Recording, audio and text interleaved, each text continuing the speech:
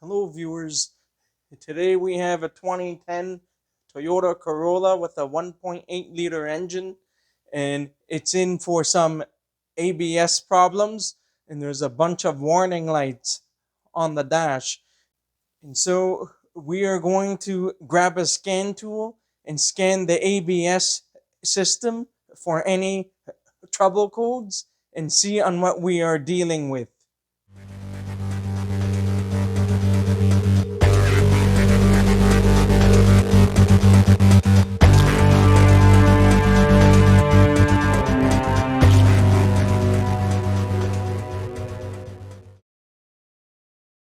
Welcome back to the Moose Mobile Auto Repair channel. And so now we are just going to hop into the vehicle and seeing what's happening here.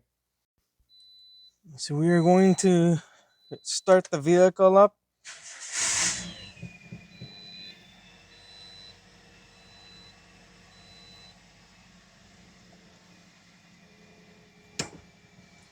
So I've released the parking brake.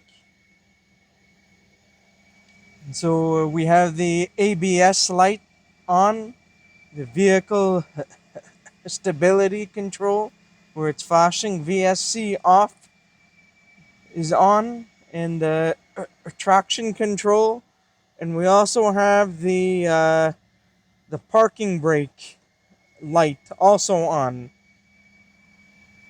The parking brake is released, it's not engaged, and the brake light is on, or the parking brake light is on. So we are going to scan the system for codes and see on what's there. Now, for the sake of time, I'm just using the Blue Driver scan tool app that's on my phone. So we are going to go to read codes. We are going to go to common dash lights. So this is going to scan the ABS system and other systems and or modules in the vehicle. So we are going to wait until this is done scanning and see on what's there. It says 3 codes found. Continue. So right here we have C1201. This code just gets stored when the ABS system becomes disabled. And we have C1408, open or short in rear speed sensor left hand circuit. And then we have C1417, IG1, voltage supply too high. So now I'll leave the trouble codes screenshot, the stored codes on the screen somewhere here for you guys to see for the next little while. And so earlier when I started this vehicle up, the ABS and the other lights came on at first. Just the ABS and traction control lights were only on. The red brake light or parking brake light was not on at that time because the vehicle was stationary. And so after I drove the vehicle for some time, just shortly down the road, the red brake warning lamp came on. So I pulled over. I just made sure that the brake fluid level was okay and was not low, or there isn't anything that's leaking in the brake lines. So all of that checked out to be okay.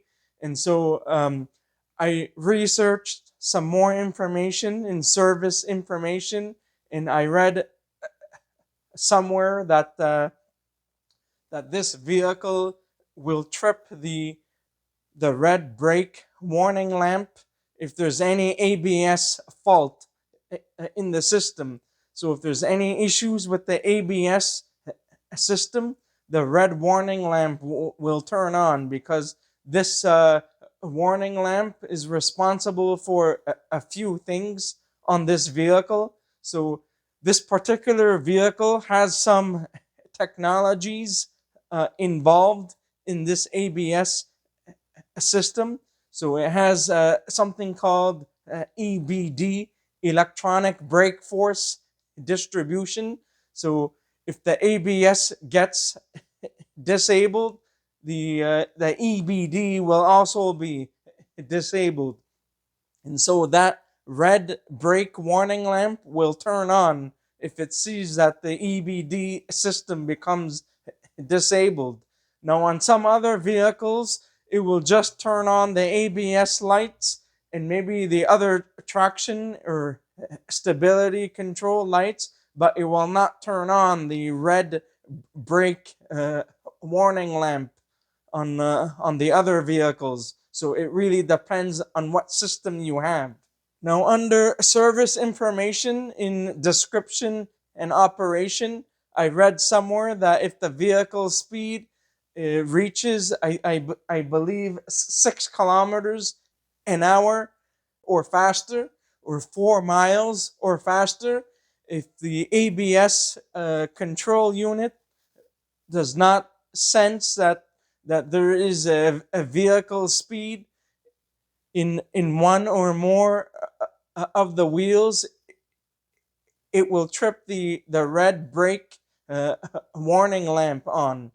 If it doesn't, if it sees that there's a short or open in the system, which means that the ABS computer is not detecting a vehicle speed in one or more of the wheels.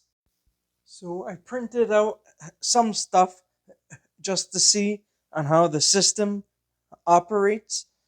And so if I go, talks about the fail safe operation. Said when a malfunction occurs in the ABS system, the ABS warning light comes on and operation is prohibited. In addition, when a malfunction which disables EBD operation occurs, the brake warning light also comes on and operation is prohibited.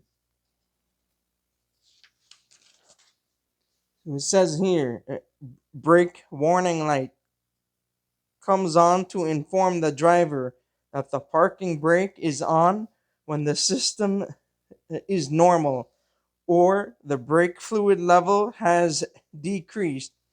Also comes on to inform the driver that a malfunction in the EBD system has occurred.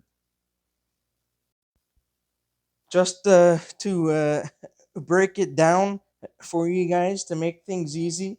So these are the warning lights it shows. So you have the ABS warning light, which is amber or orange. Then you have the brake warning light, which is red. So it's the same as traffic lights. So ABS is amber, so proceed with caution. And the brake warning light is usually red, so it means to stop. Now, although the red brake warning lamp is on, which means to stop, but I'm still able to drive the vehicle safely. Now, I'm able to drive the vehicle safely for as long as the driver is aware that this vehicle has been reverted back to conventional brakes. So as long as that the driver knows that the vehicle has been reverted back to conventional non-ABS braking, then the vehicle is safe to drive.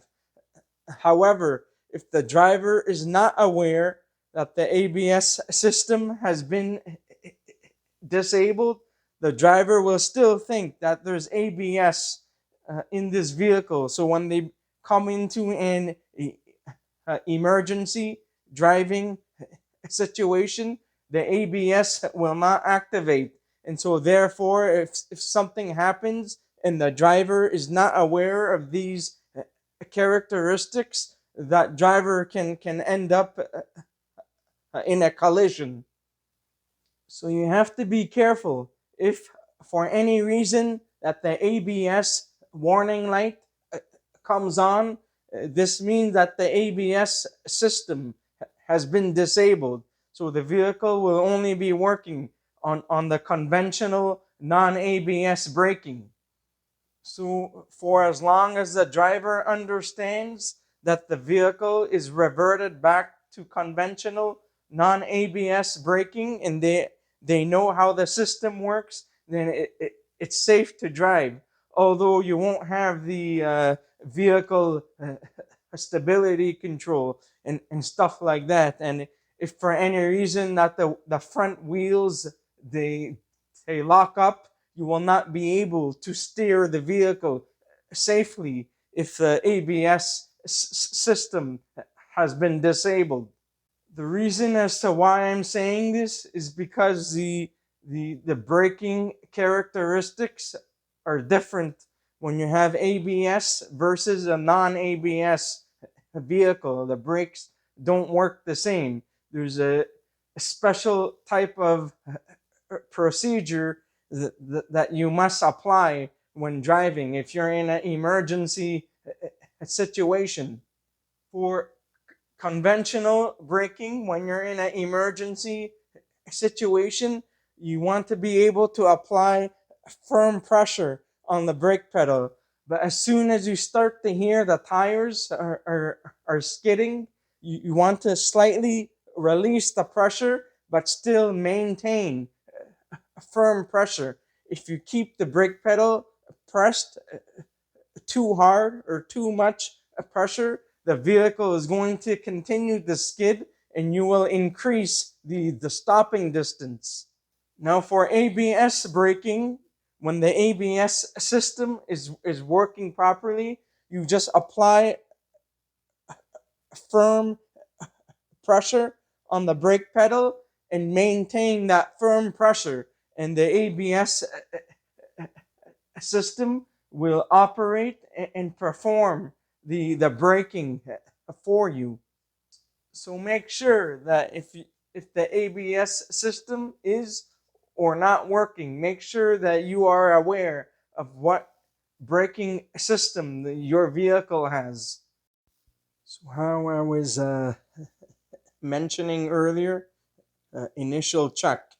When the vehicle speed first reaches approximately 6 kilometers per hour or 4 miles per hour or more after the ignition switch is turned to on, each solenoid valve and motor of the brake actuator assembly are sequentially activated to perform an electrical check.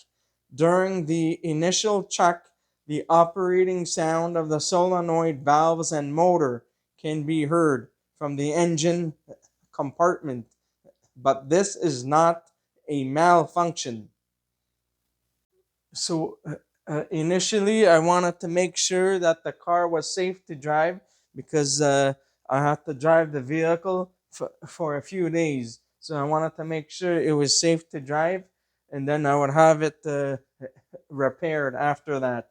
So now we are going to get underneath the vehicle and have a look at the left rear wheel speed sensor and seeing what's going on. So the first thing that you want to check first is to see if there's any play or looseness in the wheel bearing or in anything else. So you want to shake the wheel at 12 and 6 o'clock and 9 and 3 o'clock. So you want to make sure that there's no looseness or play. And then we are going to have a look at the actual ABS wheel speed sensor and a harness. So this side is the left rear, the driver's side rear. So as you can see, I found that that there's a broken wire here. The wire broke. So this is not physically connected. The C1408 trouble code said open or short in the system, and the other one just said that there's high voltage. So later on we are going to check the fuse for the IG1, and make sure that the fuse is good after we're done with the repairs on this side. So we are going to be replacing the harness on this side. This wheel bearing is new, as well as the one on the right rear. So the wheel bearing seems to be okay so far. I didn't find or see any play on this side. So we are going to replace the harness and just go from there. And we're probably going to inspect the right rear, because it might be uh, the harness, it might be on its way out too. So we are going to have a look at that. So earlier I made a clip, a video clip. There was a like a gray plastic cap that was here. I happened to find it on the floor. So anyhow, we're gonna inspect the other side now. So I don't have the other side jacked up, but I was inspecting it very closely, and I could see that this side is not too far behind, because when I push down on the wiring, I could see the wiring is slightly exposed. We'll have to give you guys a close up. So I'm having a look at the wiring here. I lift it up and I can see it's exposed a little bit. So this is going to be on its way out too. I could see it feels loose, although it's still connected. So we're probably going to replace this side as well. This is probably going to break soon. So I can feel it that it's not 100% secure. So we're gonna probably replace this side as well. I'll probably put that in a separate video. Now you may not be able to see it on camera, unfortunately, but I can see it for myself. So we're probably going to replace that one too.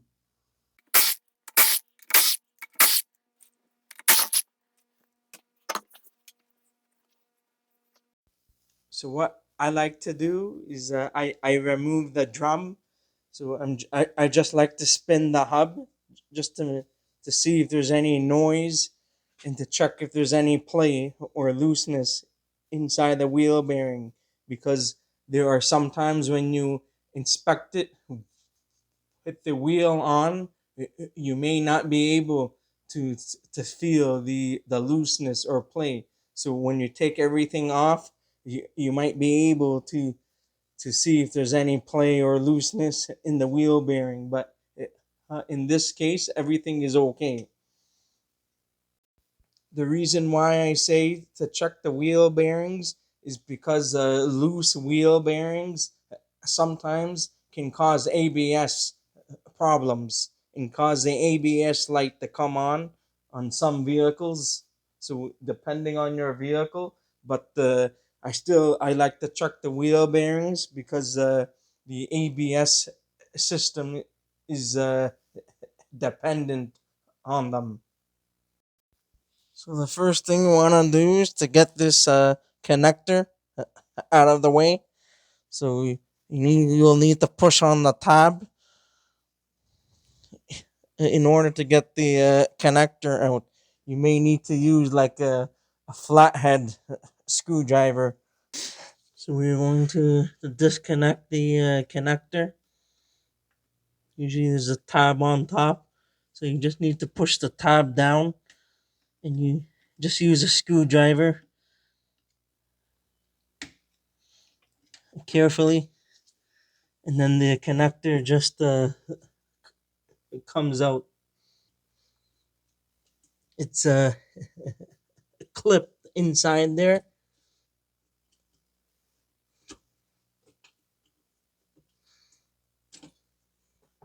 There you go. And then I'll have to bring the camera over here so you guys can see. So now we just need to take our trim tool to pry up on the clip over here. It's hard to see it because this vehicle has been rust proofed. So we're just going to pry up on the clip here. I believe this clip just opens up.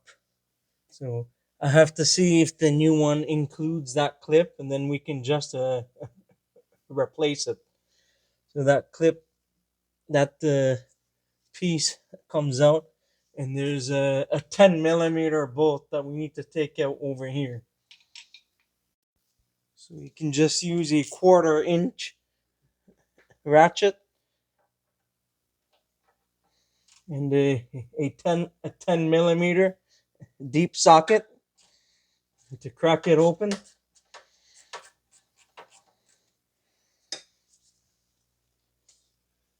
Take this out. Make sure you remove the correct one and not the one for the parking brake cable that's down here. So here's the bolt.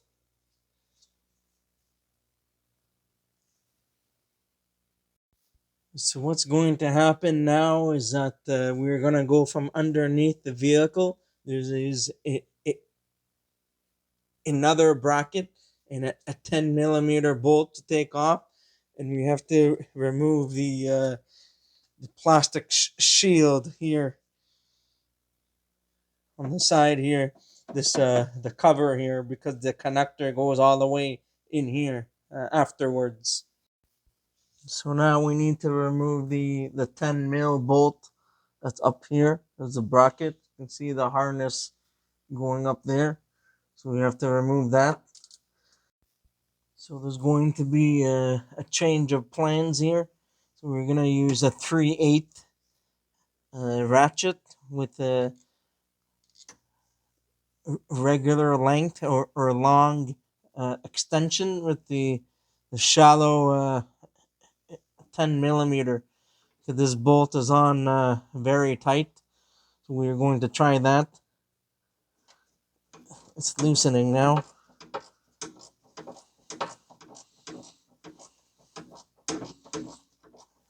Usually I don't like to use power tools or air tools on small bolts like this, just in case, because sometimes if you do, it could break those bolts off. So it's a lot better to uh, to loosen them by hand first, so that you don't break these bolts. Because the last thing you want is to break these bolts out. So you want to make sure that you're careful. Usually in the rust belt area, it's possible for these bolts to break. So you just need to watch out for that. So that's loose now. Just gonna use the extension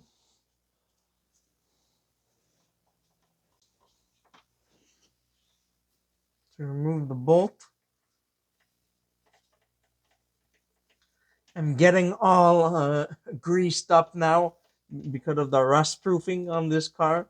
So I'm pretty much, my whole arm is covered in grease, unfortunately. So we got this piece out. So now we're going to go to the wheel well area. And when I install a new ABS harness, we're probably going to spray a little bit of the rust proofing stuff here and inside the hole to lubricate the threads.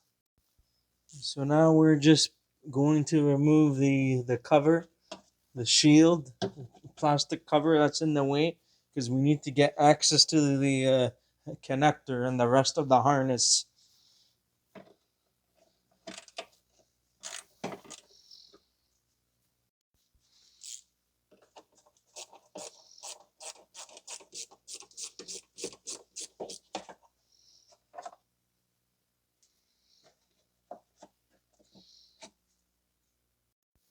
So we're going to take this one out. I was too lazy to get the electric ratchet. Using a standard ratchet by hand is usually very slow and time consuming. So this way is faster. So that's 2 bolts. Now this one is the third one.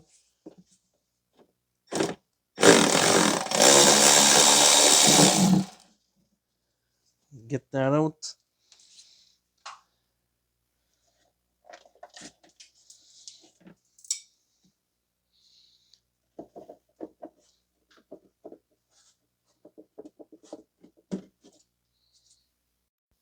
Now you should be able to slide this out now. This piece just slides out. Get this out of the way. So now once you remove that cover, you'll be able to see the fuel filler neck stuff and the pipes. And then we have access to the harness now. Now to make matters worse, we have to gain access to the inside of the vehicle to remove the connector. There's a grommet here. This is going inside the vehicle. So we are going to have to go inside the vehicle shortly to remove the ABS connector. So this one, there's a 10 mil here as well. So we are going to take that out.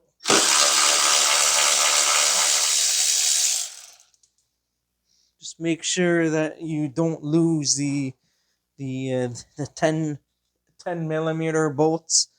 Make sure you have them ordered and you know on where they all go. So this is out now. We are going to remove this grommet piece, and we have to go inside the vehicle to get to take the connector off. We're just gonna remove this slightly.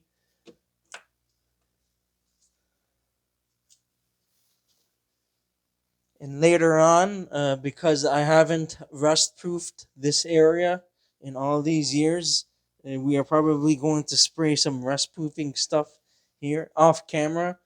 It's a bit rusted, but it's not rotted out. So we're gonna rust proof that off camera.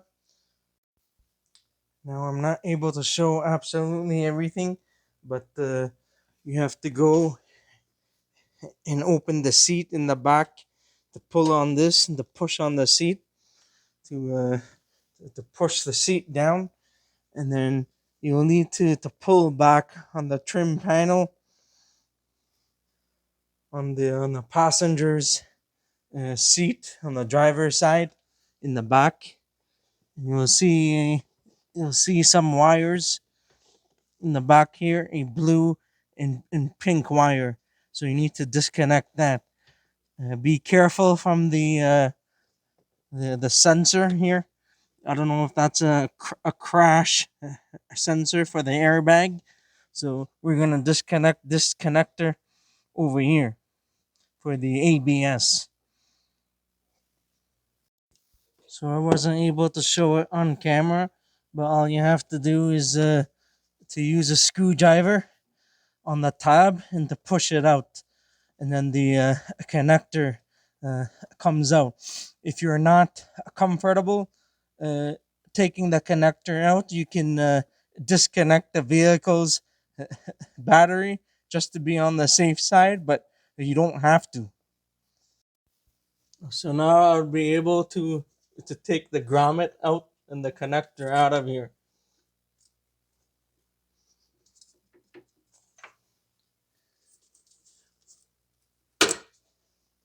And then it comes out just like that. This connector that goes in the inside, you just need to push down on the tab, and then that's it.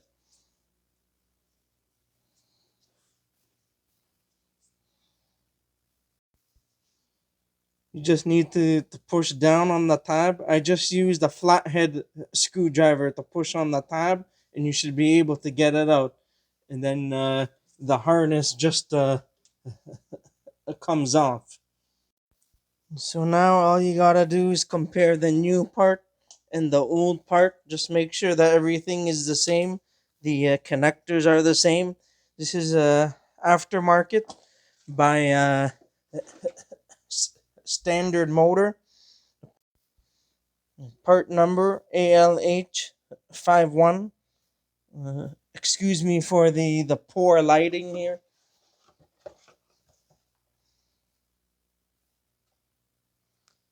This one is for the US or Canada build. So the VIN number that starts with a 2.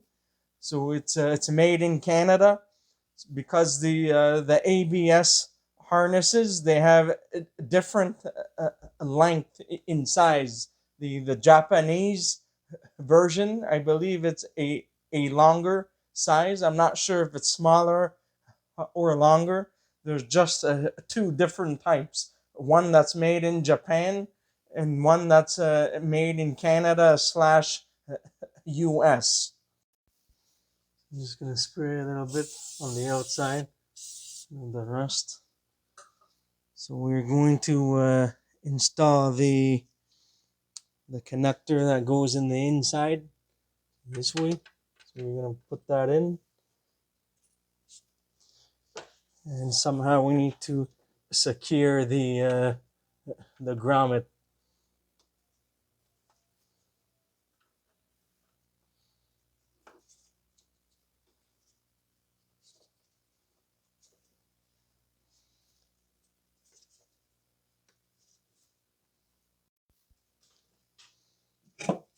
I'm just gonna make sure that this is in all the way.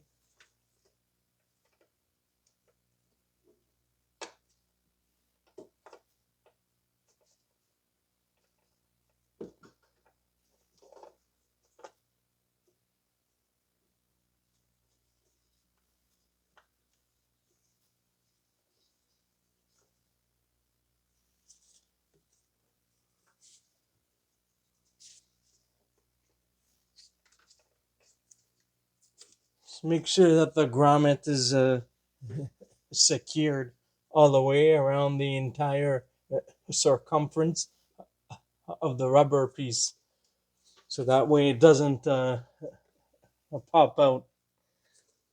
Then you should be okay after that. And we are gonna go back inside to install the connector. So just make sure when you install the connector that it clicks in, and you should be all good to go. We install the plastic cover piece, and I'll have to clean up the area after. So now we're just going to loop the harness in place here inside over the flex hose or the brake line, the the rubber brake line, and then there's a clip that's supposed to clip in the hole over here, and then you need to secure the bolt. So I sprayed a little bit of the fluid film stuff, or you can use a crown spray or WD-40 or some DTCs on these bolts. So we are going to install this in. Install the bolt. Make sure you thread the bolt in by hand first. Make sure you do not use the bolts for the plastic cover, because the one for the plastic cover are self-tap bolts. This bolt here is a threaded type of bolt. So you want to make sure that you are using the same one that came out. We're gonna tighten this up a little bit. Doesn't need to be extremely tight. I believe this is plastic, so you don't want to tighten it too much.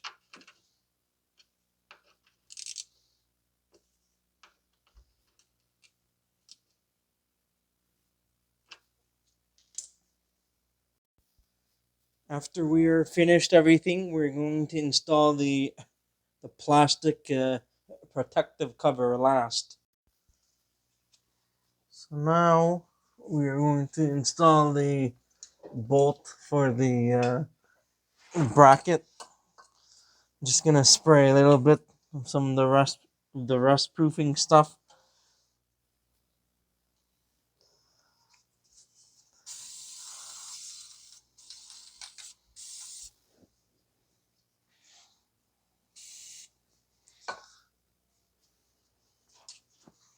So there is a hole, two holes here. So there's one that clips in, and there is one that bolts in. So make sure you line them up properly. And you can thread in the bolt after you got it in.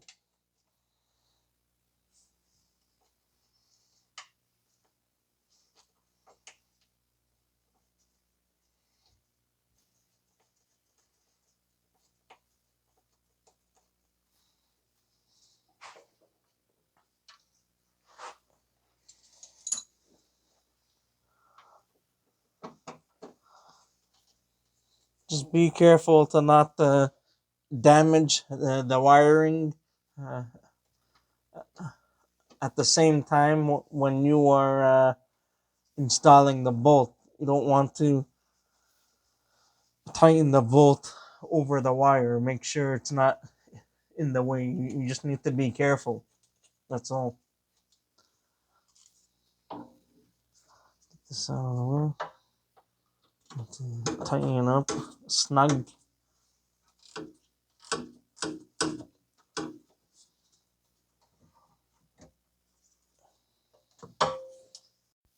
I'm gonna use the electric ratchet.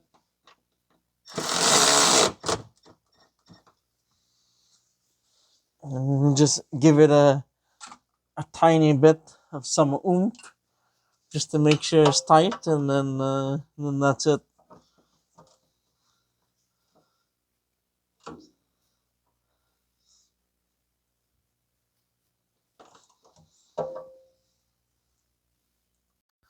Just going to spray the area on the bracket so it doesn't rust.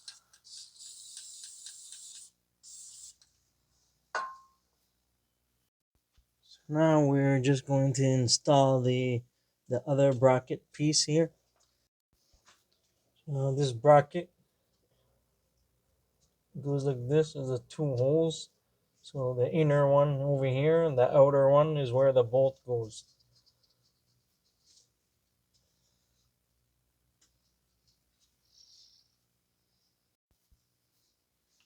So we're just going to tighten that up.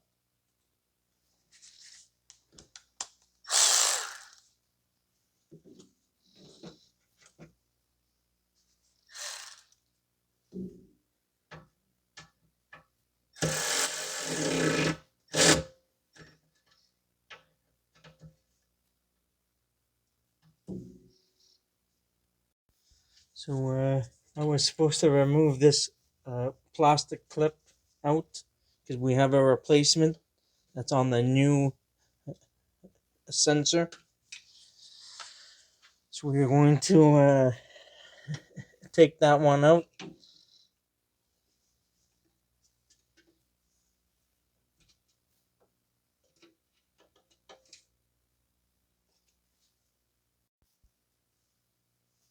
So on this one here, there's the bracket and the metal piece at the same time.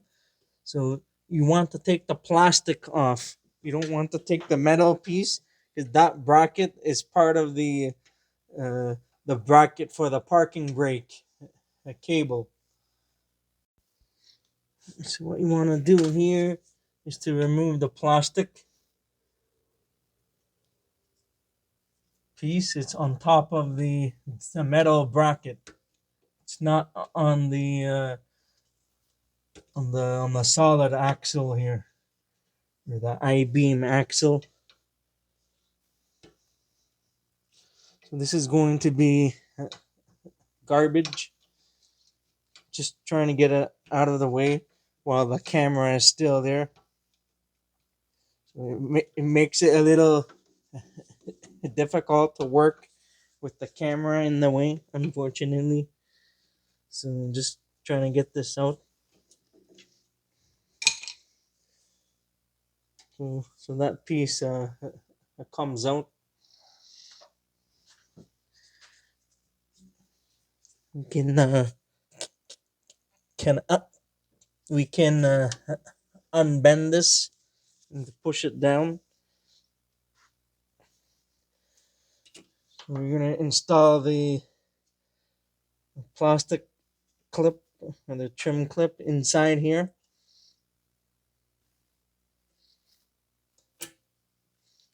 It should lock into place. And all we have to do now is install this clip and then the connector. So now we are going to install the piece, plastic piece.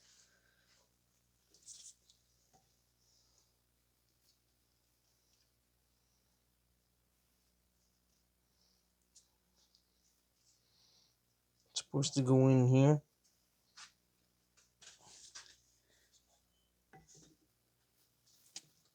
We clip that in, and we're gonna install the connector in just a moment. And we have to clean it out because we got some grease inside. So we're gonna clean the connector, the new one, the harness, and we're gonna clean inside here the ABS sensor inside here because we got some grease in there. Now I found the old protective cap that I had earlier from the old one.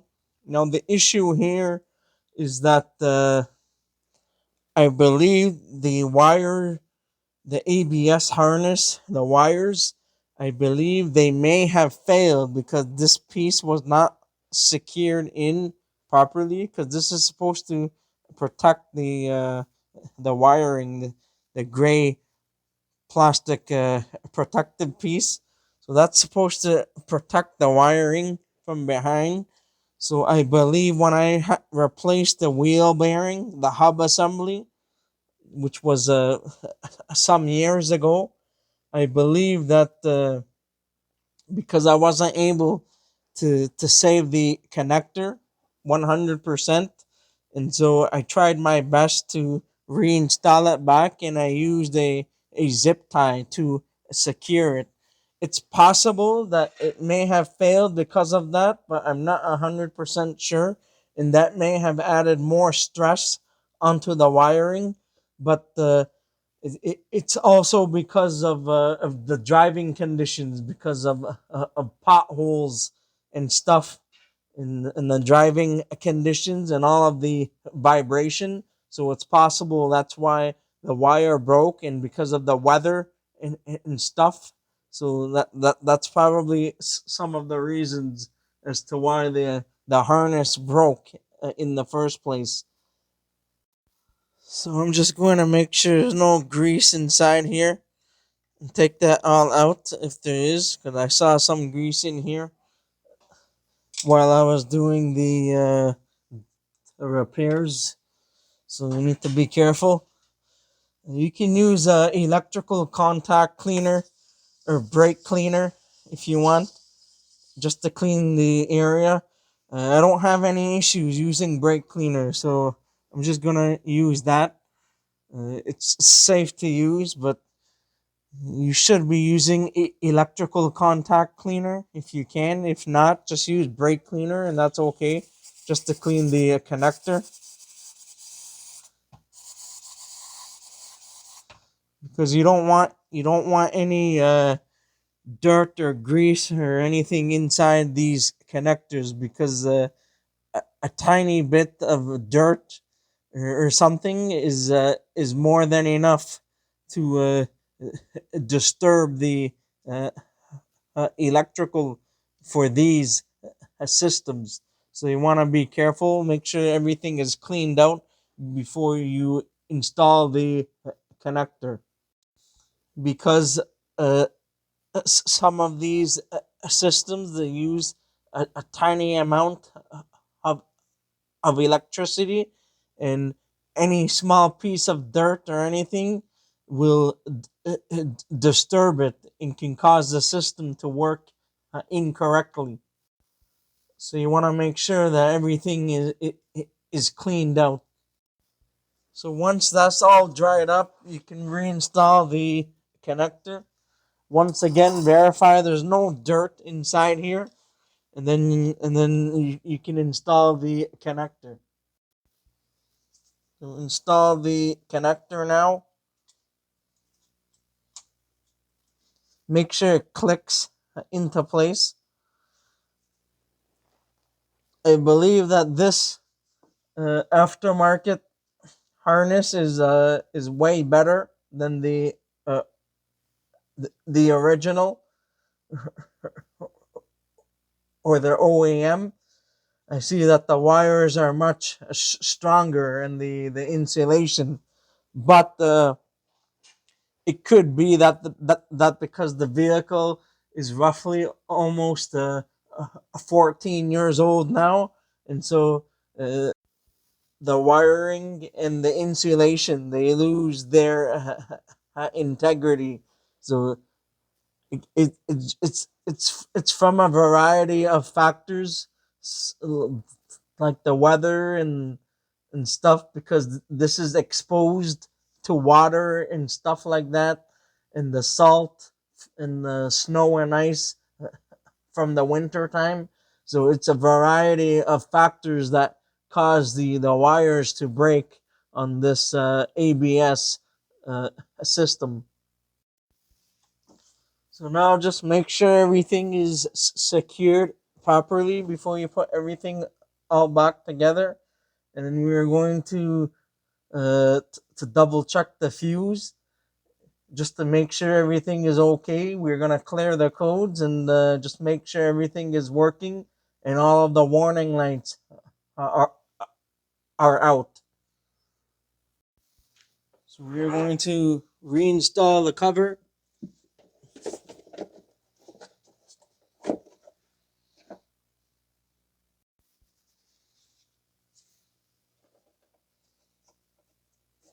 We're going to reinstall the 3 bolts.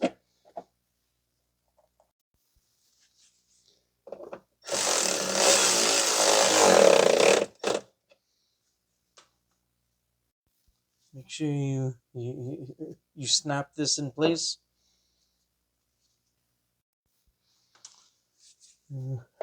Tighten this up.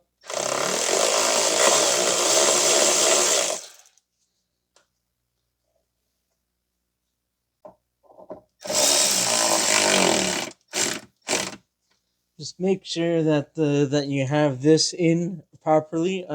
Otherwise, it's just going to keep on spinning.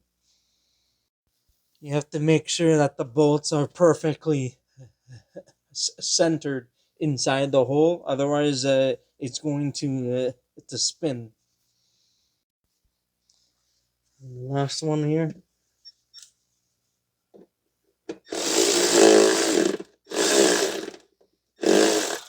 If it keeps on spinning, you will need to take it out and and readjust it.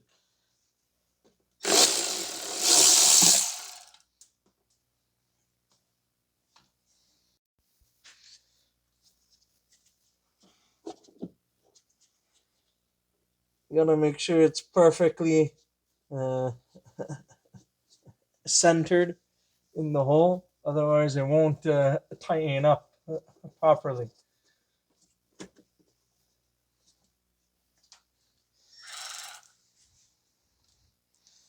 We'll try that again.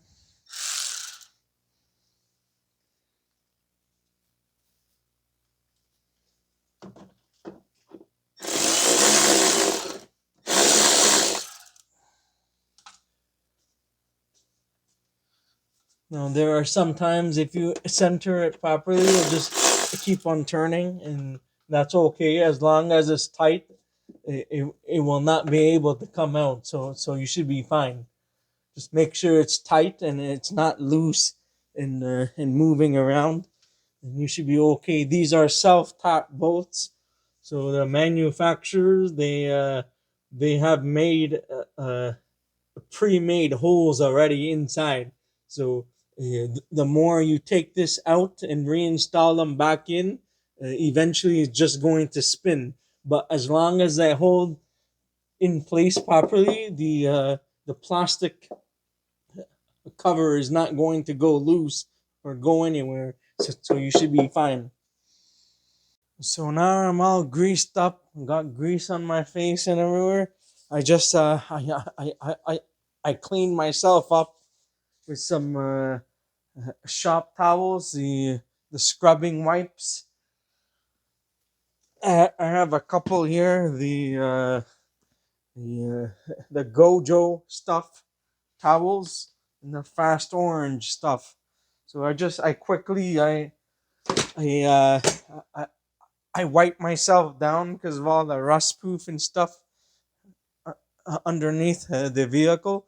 So now, since the harness is in, usually the lights should go out by themselves. So we are just going to double check, make sure the lights has gone out, and then we are going to clear the codes after that. We probably may not need to check the fuse for the IG1 circuit.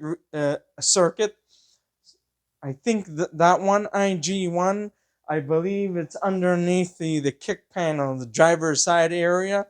Then they have an IG2 circuit, which is in the engine compartment fuse box. So I still have the wheel off and stuff, but I'm not going to show that.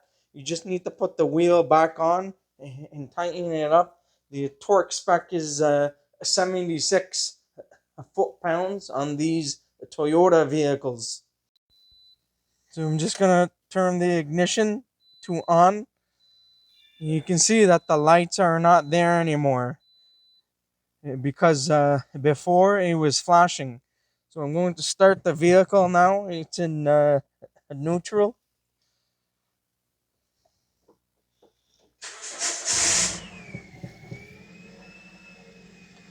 And now there's no more ABS lights. So now we're just going to go to read codes again, just for the sake of experimenting. We'll see if the codes are still there, and then we're just going to clear the codes after that. Usually, you're supposed to clear the codes before you start the vehicle, but it's not really a big deal. It's a circuit problem, so the computer will pretty much automatically detect that there is a continuity in the circuit. So it's automatically going to know that the system is okay now. So we're gonna go to clear the codes. Clear codes. All codes. So now the codes have been cleared. We're gonna read codes again, just to make sure. Common dash lights. We're going to rescan it again, just to double check, and then that's it. So I pressed read codes again, and it's all cleared now. So now I'm going to turn the vehicle off. So now everything is all fixed. There's no more warning lights on the dash. I'm just going to go for a road test just to make sure that the ABS system is functioning properly, and just to make sure that everything is okay. I'm going to be putting out a bonus footage at the end of this video, so stay tuned regarding ABS versus non-ABS brakes comparison. That's it for today. If you enjoyed this video and found it helpful, please don't forget to give it a like, and please consider subscribing to my channel if you're not already a subscriber, and I'll see you guys in the next one. Have a good day and take care.